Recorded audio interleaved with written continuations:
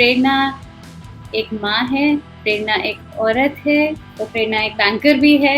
अब जो प्रेरणा की सबसे लेटेस्ट एंड न्यूएस्ट जर्नी है, प्रेरणा एक फिटनेस एंथुसियास्ट भी है। प्रेरणा एक नारी है और एक नारी में बहुत क्षमता होती है, बहुत स्ट्रेंथ होती है और प्रेरणा एग्ज़ैक्टली वही है। 4 साल शादी को हमारी हो गए थे, हमारा एक बच्चा हो गया था। उसके बाद मेरे हस्बैंड ने डिसाइड किया कि उसको हायर स्टडीज़ के लिए बाहर जाना है, तो I supported him in this initiative. जैसा कि मेरे हस्बैंड के जाने के बाद I sought my comfort in food ना, मैंने खाना शुरू किया और मेरा वेट जितना था उससे 10 किलो और बढ़ गया। बहुत पतली तो कभी भी नहीं थी and I have always been on the heavier side and मुझे पता तो था मुझे इसके बारे में कुछ करना चाहिए या कुछ it's something that needs my attention. So it was really a very alarming situation for me, but मैं उस चीज़ को टालती गई ये कह के कि नहीं यार, मैं तो बहुत बिजी हूँ, मेरा जॉब है, मेरा बच्चा है, घर भी देखना है, मेरे हस्बैंड भी यहाँ नहीं रहते हैं, मेरे लिए तो ये पॉसिबल ही नहीं। I had very conveniently convinced my self, but the sequence of events ऐसे हुए कि मैं फिटनेस की तरफ तब गई या मैंने चीज़ें तब करी जब शायद कोई सोचता भी नहीं ऐसा करने की।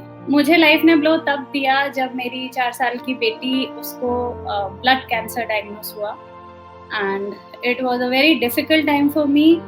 मुझे समझ में नहीं आ रहा था मैं क्या करूं, but in the face of adversity, जब आप बहुत सारी मुश्किल परिस्थितियों में होते हैं तभी आप अपनी स्ट्रेंथ को पा पाते हैं। एंड मेरे साथ वही हुआ जब मेरी लाइफ में कुछ भी सही नहीं था, that is when I realised कि मेरा स्ट्रेंथ क्या है और मेरा पोटेंशियल क्या है। मेरी बेटी को अनएक्सप्लेन्ड बैक पेन हो रहा था, वो रात भर सो नहीं पा रही थी एंड इवेंचुअली उसने ना चलना बंद कर दिया।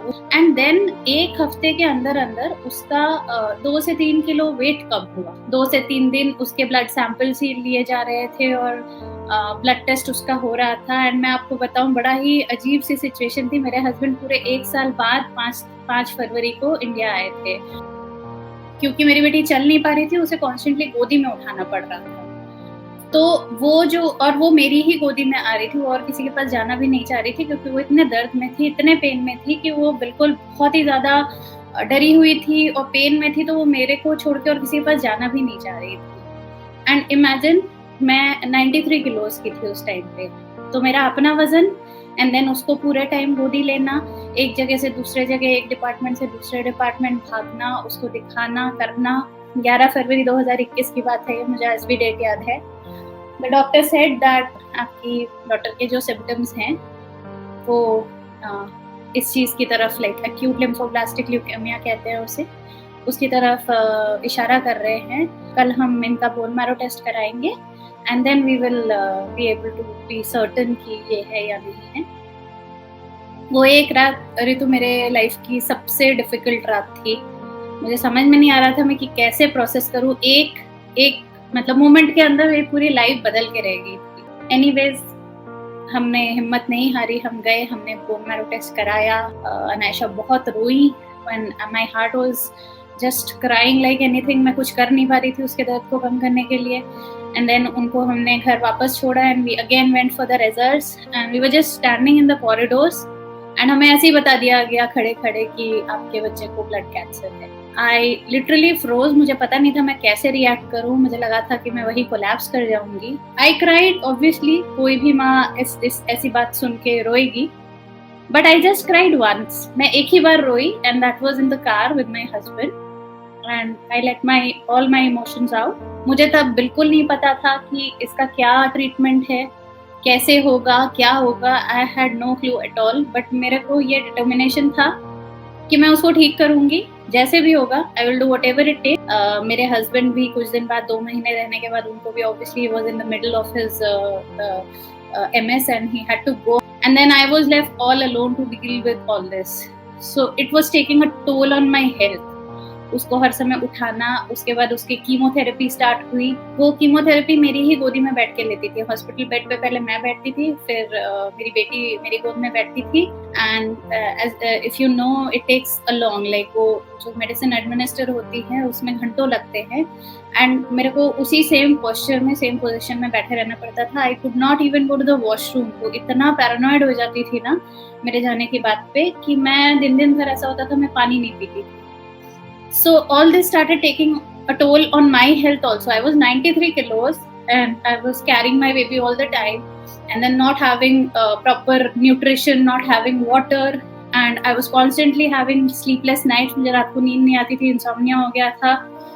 तो मुझे समझ में आया कि मैं कहीं ना कहीं मैं अब क्रम्बल कर रही हूँ. I did not want that to happen. I wanted मैं हमेशा अनायशा के पास as a strong pillar, as a support, as a मतलब एकदम स्ट्रॉन्ग रॉक की तरह रहूं कि उसको कभी ये रियलाइज भी ना हो कि मम्मा के अंदर क्या इमोशंस चल रहे हैं. Every time I was in front of her, I was there with a smile. जैसा कि मैंने बताया, मुझे रियलाइज हो रहा था कि मैं वीक पड़ रही हूँ, and that was the time मैंने रिजॉल्व कि नहीं. डॉक्टर ने भी मेरे को बोला, मैं दिखाने गई थी पीकू को, उनका रूटीन चेकअप था, and that is when I was carrying हर. मैं उनको गोदी में उठा के ले गई, तो उन्होंने मेरे को टोका. उन्होंने बोला कि आपको ये बंद करना पड़ेगा, आप व्हील चेयर यूज करिए, क्योंकि आपका बैक भी इरिवर्सिबली डैमेज हो जाएगा. ये ट्रीटमेंट बहुत लंबा है, आपको खुद को भी ठीक रखना होगा. मुझे बहुत बुरा लगा ये सुन के कि मतलब मेरे बच्चे को मैं व्हील चेयर पे बिठा के ले जाऊंगी. And that was the time when I realise, I resolve कि नहीं, दिस हैज टू चेंज. मुझे अपने आप को स्ट्रॉन्ग करना है. बिलीव नहीं करोगे, औरत जो 34 साल तक जिसने कुछ भी नहीं किया है, I never stepped into the gym ever, and I was straight away I started doing deadlifts. मैंने अपने ट्रेनर को पहले दिन बोला कि मेरे को ना अपना बैक स्ट्रॉन्ग करना है. उसने मेरे को समझाया कि नहीं, ऐसा नहीं होता, आपको ऐसा करना है. I said I don't want to listen to anything. आप मेरे को ऐसी एक्सरसाइज दो जिससे मेरी back strong. And I started exercising, I started having good food, पानी पीना शुरू किया मैंने. And slowly the impact all this had on me was कि मेरा एक तो मेंटल स्ट्रेंथ थोड़ा सा, I became mentally strong. And then since I was eating well, I was exercising and I was sleeping well, तो मेरा जो एक ओवरऑल इमोशनल बैलेंस था वो बहुत ज़्यादा बेटर हो गया. Despite the problematic situation that I was in, I started getting hope. इसने मुझे एक ऐसे काले समय से निकाला है मेरी लाइफ के, दैट आई एक्चुअली नो. लोग कहते हैं ना कि मैं बहुत डिस्टर्ब हूँ, मैं जिम नहीं जा पा रही हूँ, या मैं बहुत अजीब स्टेट ऑफ माइंड में हूँ, मेरा मन नहीं कर रहा है. मेरे साथ उल्टा था. मैं बहुत अजीब सी स्टेट ऑफ माइंड में होती थी तो मैं जिम चली जाती थी, कि वो मेरे लिए एक विंडो होती थी छोटी सी. पहले मैंने शुरू में होम वर्कआउट से स्टार्ट किया. मैं घर में वर्कआउट करती थी. अनायशा को हॉस्पिटल ले जाना होता था, उससे पहले मैं सुबह उठ के कर रही होती थी. मेरे फादर आते थे and he used to see and he used to think. वो मेरी मम्मी से बोलते थे कि ना मुझे लग रहा है कि शी इज लूजिंग इट ना, वो नहीं संभाल पा रही, वो अब अजीब चीजें कर रही है. वो पीरियड ऐसा था कि हर 15 दिन पे हमें 5-5 दिन के लिए एडमिट होना पड़ता था.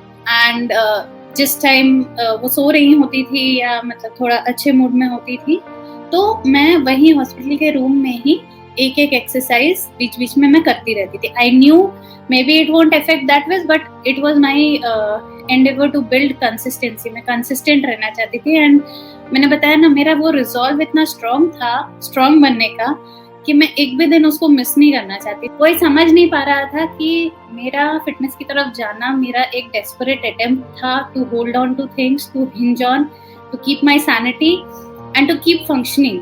अगर मैं उस पॉइंट ऑफ टाइम पे ये स्टार्ट ना करती तो शायद मैं कोलैप्स हो चुकी होती, मेरी मेंटल सैनिटी खो चुकी होती, और मैं उसका ट्रीटमेंट शायद कंप्लीट भी ना कर पाती, और बीच में ही शायद मुझे ही कुछ हो जाता. आप विश्वास नहीं करेंगी, मैं पहले ये सोचती थी कि मैं जॉब करती हूँ, मैं घर संभालती हूँ, मैं बच्चे को देखती हूँ, तो मेरे पास टाइम नहीं है. आज मैं वही जॉब भी कर रही हूँ, मैं वही घर भी पूरा संभाल रही हूँ.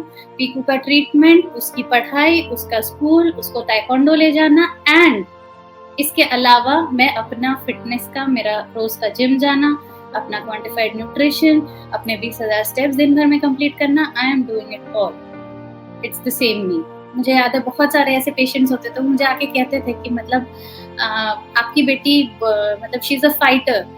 एंड मुझे अच्छा भी लगता था. And it used to at times, मैं झूठ नहीं कहूँगी, मुझे शुरुआत में बुरा भी लगता था कि जब सब बच्चे खेल रहे हैं अपने टॉयज से, चीज़ों से, तब अनायशा अपने टॉयज का लंबर पंक्चर, उनका बोन मैरो टेस्ट कर रही होती थी। हमें अनायशा के लिए इस घर की चार दीवारी के अंदर एक ऐसी दुनिया बनानी थी कि जिसमें वो खुश रह सके, वो बहुत ज़्यादा जो उनके साथ चीज़ें हो रही हैं उनसे इम्पैक्ट ना हो। And we tried our best. उनके लिए हमने बालकनी में एक झूला लगवाया जिससे कि उन्हें नीचे जाके बच्चों को खेलते हुए देखती थी तो उनको मन करता था जाने का। तो हमने झूला लगवाया एंड देयर वाज लाइक हम सैंड का सेट लेके आए थे and we used to create a whole beach in the balcony. Then pot painting और इस तरीके की एक्टिविटीज उनसे कराई जाती थी। पढ़ाई के भी सेशंस होते थे। देन जब उनके बाल हमने हटाए, हमने पूरे घर भर के लिए बैंडानास ऑर्डर किए। हम लोग सब लगा के घूमते थे जिससे कि उसे ऐसा ना लगे कि उसके साथ कुछ अलग हुआ है। And we tried our level best to create our new normal. हमारी लाइफ में जो भी हो रहा था उसके अराउंड हमने एक न्यू नॉर्मल बनाया। And Anayesha played a very important role in it because she was smiling, she was enjoying the things, and she looked forward to going to the hospital and getting things done. So that gave me a lot of strength. मुझे dance करना अच्छा लगता है और मुझे खाना अच्छा लगता है। मेरी मम्मा बहुत अच्छी है, मेरे साथ खेलती है, मेरे लिए अच्छे अच्छे फूड बनाती है और मैं उनसे बहुत प्यार करती हूँ और वो मुझे अच्छी अच्छी स्टोरी सुनाती है।